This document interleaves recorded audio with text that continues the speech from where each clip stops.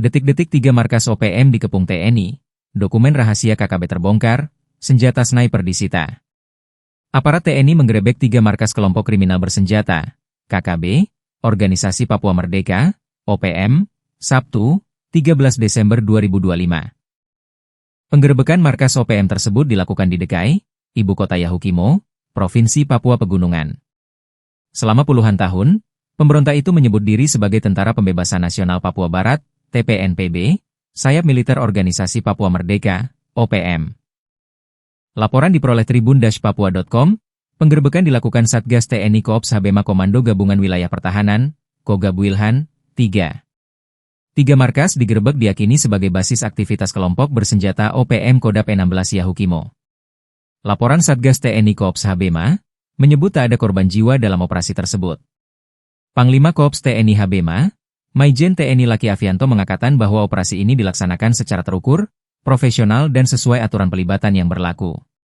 Pihak berwenang mengeklaim penindakan itu bagian dari upaya negara dalam menjaga stabilitas keamanan serta melindungi masyarakat dari ancaman kelompok bersenjata. Dalam penggeledahan, TNI menyita sejumlah barang bukti.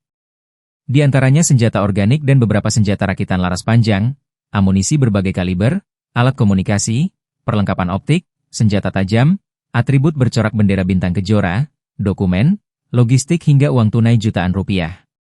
Adanya senjata laras panjang beserta perlengkapan optiknya, mengindikasikan jika adanya senjata sniper OPM yang turut disita.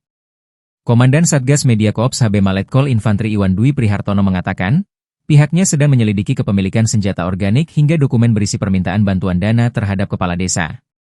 Ia mengatakan usai penindakan, situasi di Kabupaten Yahukimo kondusif.